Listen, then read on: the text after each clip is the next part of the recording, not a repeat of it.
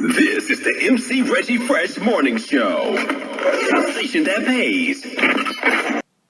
This is MC Reggie Fresh on the MC Reggie Fresh Morning Show. And guess who's in the building? She's the mother of the first round pick, 10th overall to the College of Notre Dame. She's the mother of the 6th leading rusher in the NFL. She's the mother of the 2015 Hall of Famer. He also played with the 6-time world champs, the Pittsburgh Steelers. She's the mother of the battering Ram. She's the mother of Jerome Bettis, a.k.a. the Bus. Ladies and gentlemen, Miss Gladys Bettis. How you doing, Miss Gladys? I'm doing very well, thank you. All right. The first question I want to ask you, Miss Gladys, was you a Steeler fan? Was you a Steeler fan before your son played? Or did you like any team? No, not really. I really was not a Steelers fan.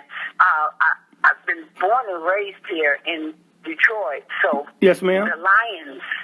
I've just been a Lions fan. Okay. Not even a big football fan. Anyway, I played baseball coming up.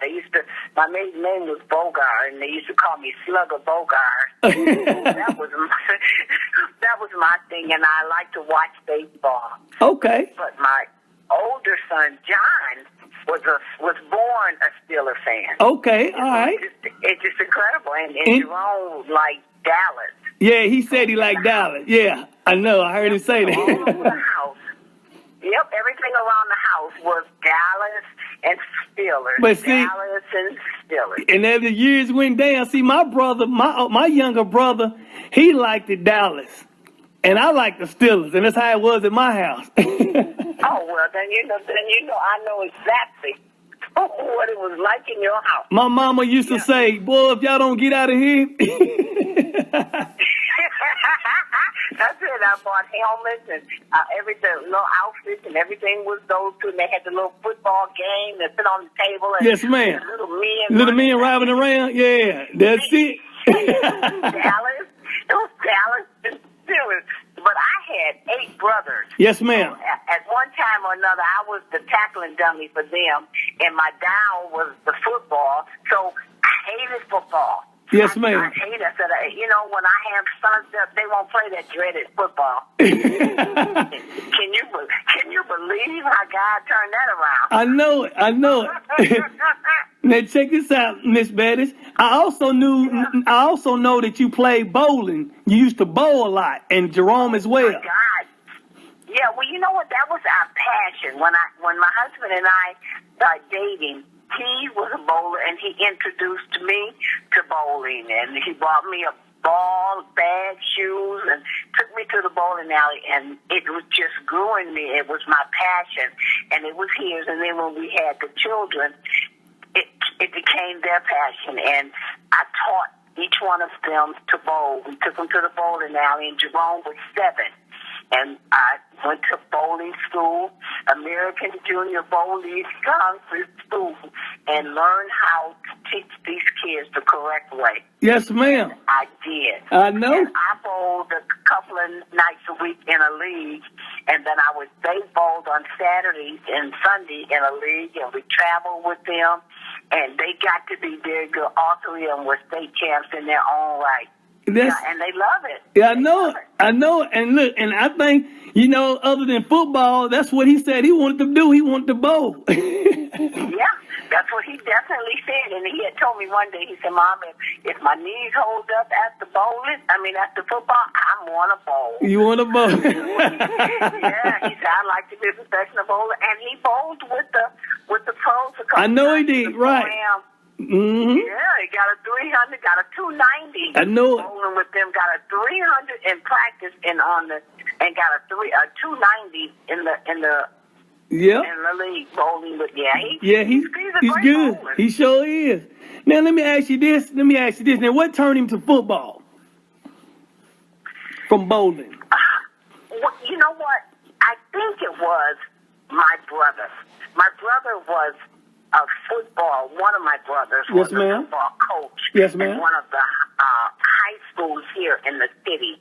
And when Jerome got to be and coming out of middle school, going into high school, my brother used to come over to our house, and he would visit. And one day we were walking him to the door as he was leaving, and the guys were playing out in the street, and they were running and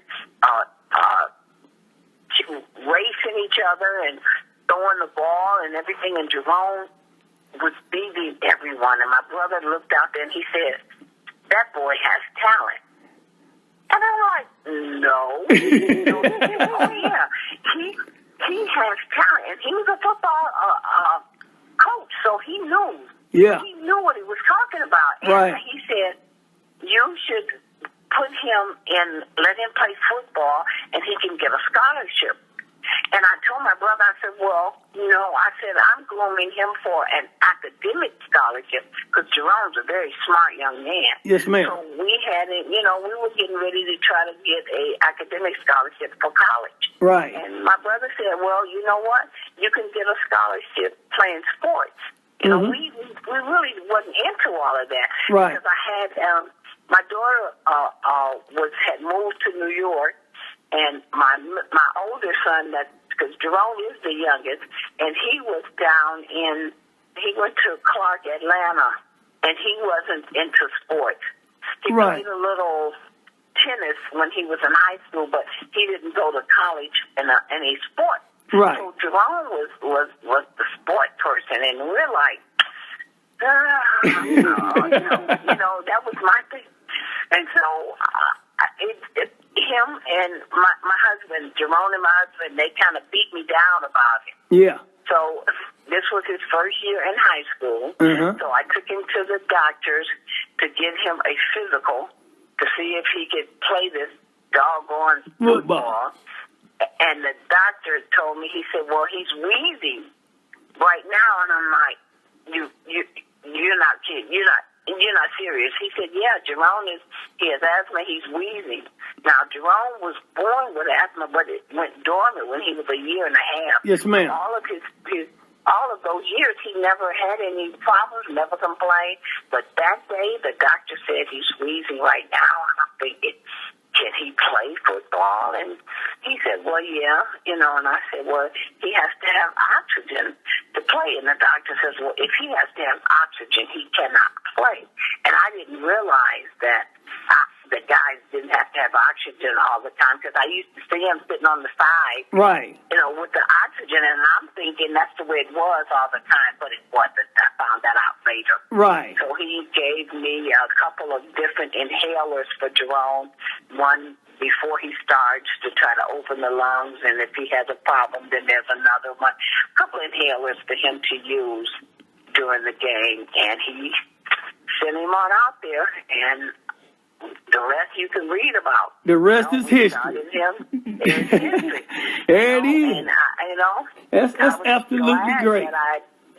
Yes, ma'am. Holding back, and when I speak on it, and I tell people don't handicap your child, right? Because we did not hold Jerome back, because of that, and that was one of the reasons that I was at every game. I'm that parent, my husband and I, but I started it just being there by myself. I would go to the practices. Right. I would go to every game in high school just to make sure he was okay. Okay.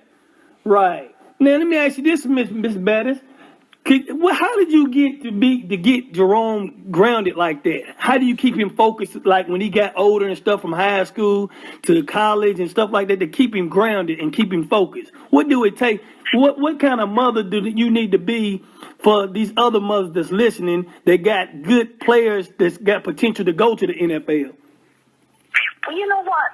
I was that parent who cared.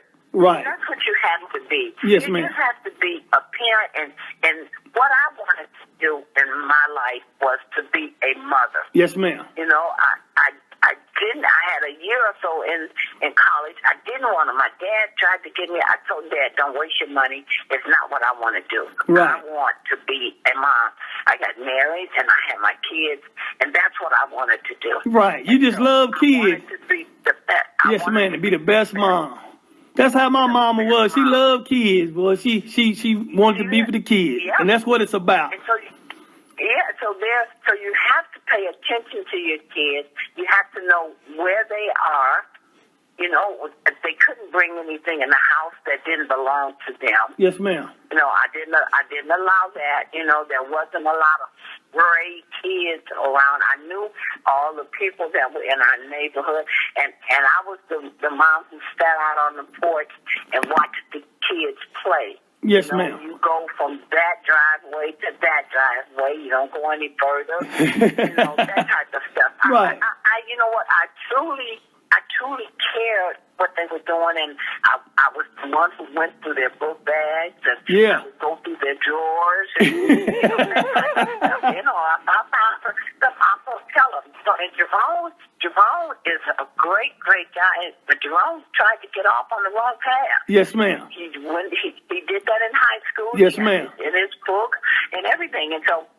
What I did when that happened, when his coach called me and told me Jerome is getting ready to do something, he's getting ready to mess up his career, and I sat him down and I started talking to my husband and I, and that's what I did mainly with my kids, was to talk to them and pray with them, yes, ma'am. and pray for them, a lot of prayers, and I told Jerome, you know, you're getting ready to mess up, and everything that you trying to get out here right now that you should not have, you can get when you get older, when you get into the league, when you go into college now, and you get out, you've been the pros, because I've been told you're going to be $1 million baby. That's what they came to me. I had no idea what they were talking about, but Jerome was the one. The $1 million baby. $1 million baby is what his coach told me. And there it is. He's about to mess himself up. I'm like, well, and I sat down and I talked to him. I said, everything you see these guys with out there in the streets is not theirs, and it will be taken from them. You get in there, that's what's going to happen. I said, but once you get your life together and you get out here and you start playing, everything you get is yours. That's what I'm talking about. You take care, you know, and that's what I did, and that's what I tell when I talk to my young lady. Yes, ma'am. You know, to have much respect for yourself. I had a lot of single moms. When I'm a single mom, what do?